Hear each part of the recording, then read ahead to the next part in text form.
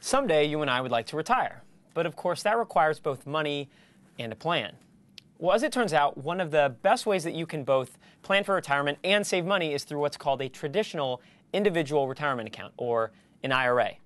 But what exactly is this traditional IRA and how does it work, and what makes it such a useful tool for retirement? Well, to answer these questions, it might be helpful to imagine the story of someone by the name of Stanley. Now, Stanley is a painter by trade, and every year Stanley makes $56,000 a year painting houses. So now imagine he goes and he takes his salary, this $56,000, and he puts it in his car. And the reason he does this is so that he can then drive it over to the bank, after which he'll spend it on the things that are important to him. So rent, food, clothing, bills, tuition, and retirement. He wants to save for retirement. But see, this last one is difficult for Stanley, and that's for two reasons. The first is, before he even gets to the bank, he has to first pass a toll booth. And this is no ordinary toll booth, but rather one that takes a certain percentage of whatever you have in your car. So in Stanley's case, it's 25%. This, of course, is Stanley's federal income tax. It's the tax that he has to pay on his ordinary income, or his salary. So what starts as $56,000 in his car, by the time he's paid this monstrous toll, is only $42,000 once he makes it to the bank. So let's say that he wanted to stash away $5,000 a year for retirement. Well, that would mean he'd only have $37,000 left to spend on all these other important things, and where Stanley lives, that's very difficult. So that's one challenge. But another challenge is that after Stanley pays this toll, he pays his ordinary income tax, let's say he decides to invest his retirement savings in stocks and bonds.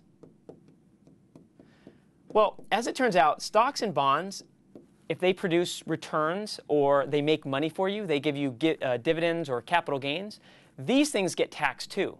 And so what that means is that before Stanley can spend the first dime of his retirement money on himself, he will have had to pay not one, but two taxes.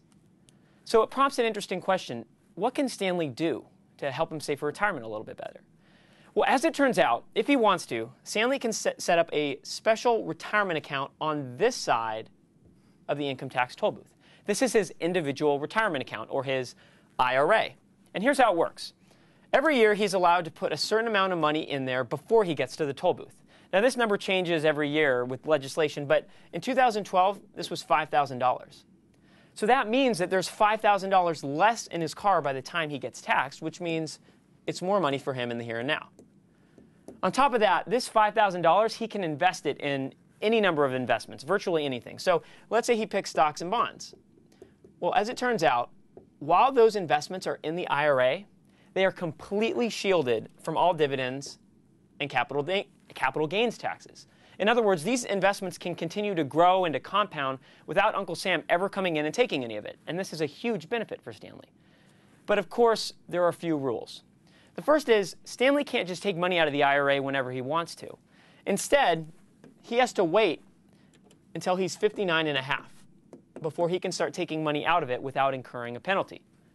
On top of that, once he does turn 59 and a half, let's say this IRA grows to a nice, healthy size, we'll notice that he's still on this side of the toll booth. So even when he takes that money out, he's still going to have to pay that ordinary income tax on it before he can spend it on what's important to him. And finally, let's say that Stanley hits age 59 and a half, but he decides he wants to keep his investments in the IRA so that they can continue to grow and compound without getting taxed by their capital gains or dividends. Well, he can do this, but once he turns age 70 and a half, the government is going to require him to start taking a certain amount out because they want their toll. So despite these three kind of challenges or rules to the IRA, you could see why an IRA would be helpful to someone like Stanley for three key reasons. The first is it lets him defer his income taxes. So remember, by putting money in the IRA before he has to pay ordinary income tax, that means there's that much less money in his car by the time he gets to the toll booth, which means it's more money in the here and now. Now, granted, he's eventually going to have to pay taxes on whatever's in that IRA, but this is down the road when he takes it out. So it's a deferral, and this is an advantage to him. The second benefit is it lets him save if his tax rate goes down over time. So here's how this works. Let's say that today Stanley's paying a tax rate of 25%. But he thinks that by the time he retires, he'll either be in a lower tax bracket and he'll have to pay a lower tax then, or maybe taxes themselves will go down across the board to 20%. Whatever the reason, instead of crossing right now and paying this higher 25% rate, he's better off putting that money in the IRA, waiting, letting it grow, and then once taxes go down to 20% for him when he retires, then he crosses and pays that ordinary income tax. The third benefit is it lets him avoid these capital gains and dividends taxes. So remember, if he doesn't put his money in the IRA, he gets essentially double taxed. He pays ordinary income tax and then capital gains. But by putting the money in there right now, it's shielded from all dividends and capital gains taxes so it can continue to grow and compound. Now, he's eventually going to have to pay one tax when he crosses the toll booth and pays that ordinary income tax, but that's the only tax he's going to have to pay. The rest is his. There's one other thing worth mentioning about an IRA, and that is that it's not for everyone. There are certain rules and restrictions on who can contribute to one and how much you can contribute, depending on whether or not your employer offers a 401k plan or depending on how much money you make. And it's also worth noting that there's another type of IRA, which we cover in another video, called a Roth IRA. But the bottom line is, a traditional IRA is a very useful tool to help you save for retirement.